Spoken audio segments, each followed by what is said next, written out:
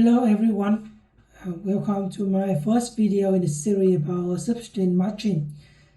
So in this series we're gonna talk about what is the substring matching. So substring matching actually is really fundamental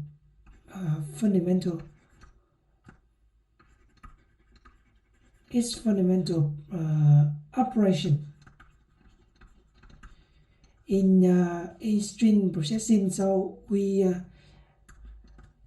have two arguments. So the first one we call this test argument.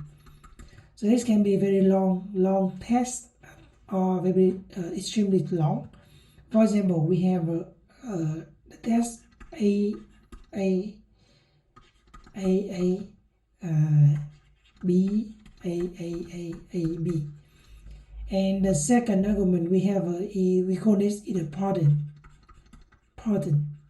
here. So we want to find what is the first occurrences of the pattern in the test. So for example, we have a pattern A B. So we know that the first occurrences of this pattern inside the test is from here.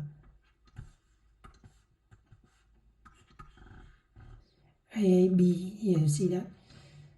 So we have a zero index, zero base index. So 0, 1, 2, 3, 4, 5, 6, 7, and 8.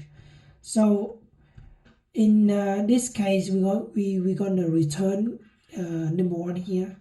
So that's the position. That's the first occurrences of the pattern appear inside this test.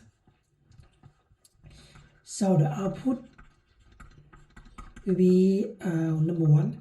So what happens if the pattern do not exist inside test? For example, we have a second pattern H Y Z. So we definitely we know is this pattern do not appear inside the test. So in this case, you can return number n here, which n equal to length of the test. It's mean the number of characters inside the test, because you know that we are working with the position. So if we have n characters, so the maximum index will be n minus 1. So you return n. It means that no occurrence of the pattern inside the test. Actually, this problem we have a very long history in computer science. So why we need to challenge, why we need to deal with this challenge, because you know substring matching, even though it's really easy to understand problem, but it have a very challenging, immense application in computer science and software engineering also. For example, this is the logo of NSA. This is the department inside the government, USA government. So NSA, you know that in US, we know that US can have the ability to listen every message, every text message, phone message of US citizen, and every maybe Facebook as well. I don't know, but you know that according to the USA law and policy, US, the NSA, they not definitely and exactly know the full content of a text message.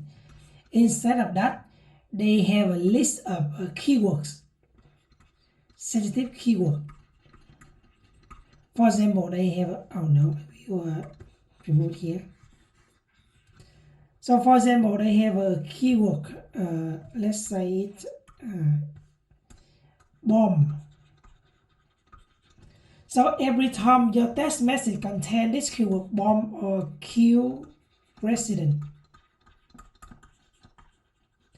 So every time your text message contains this keyword, they can send a request to a court, and or for example FBI, something like that, I don't know, and they request a permission to fully look at your text message, so they can decide you are a crime or not. So let's see one application. So the keyword here is actually the pattern. Here it's actually the pattern. And a text message, yeah, of course it is a text. Yeah, definitely. And the second application of search engine matching is Google. You know that when every time we enter keyword to Google, actually it's a pattern or keyword. So you then Google will try to search every not every, but a lot of search this pattern inside a million or billion websites.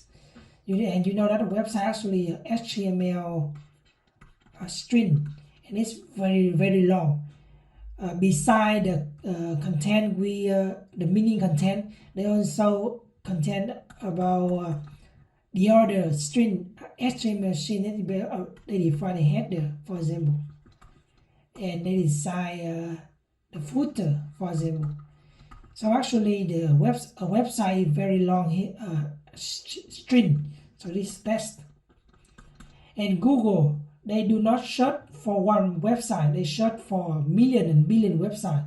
So a good searching algorithm, a good search engine matching is very important for Google to improve their business. Yeah, of course, you know that Google earn money from searching. And the last application I want to mention here is about DNA. You see that is DNA. Actually, DNA contains four base molecular. We call that cytosine, guanine, adenine, and thymine. And for short, in biology they call it C, G, A, and T. And they come with pair. We call it ATGC. Yeah. Actually, your DNA, human DNA, is very long one, and for each base, it will be represented by a character ATGC inside computer. So if we DNA actually a sequence of 4 base. So inside computer we can define it as a string, or sequence of string. So it's a sequence of A, T, G, and C. For example, we have A, T, G, C, C, C, A, T, T, T, T, T, T here. So, and it's very long, it's extremely long string. So each segment inside a string, we call it gene. Here, gene. So here we have an operation that we want to confirm your DNA contain this gene or not, contain any specific gene. So we want to know that. So actually it is our search gene matching operation. And for human DNA, usually we have about 3 billion, more than 3 billion. More than 3 billion characters here. So it's very long. So that's the reason why we need very good efficient search engine matching algorithm. And so in this series we're gonna discuss about from naive to high level to very extremely complicated search engine algorithm. So we come from naive to complicated one. Okay, and for this course, I'm gonna use this book as a future reading and reference. So you can look at this book from page 758 to 779 for the future reading. So I strongly recommend you to read this book. All right. So in the next video, we're gonna discuss about naive solution of search engine matching. Okay, see you then.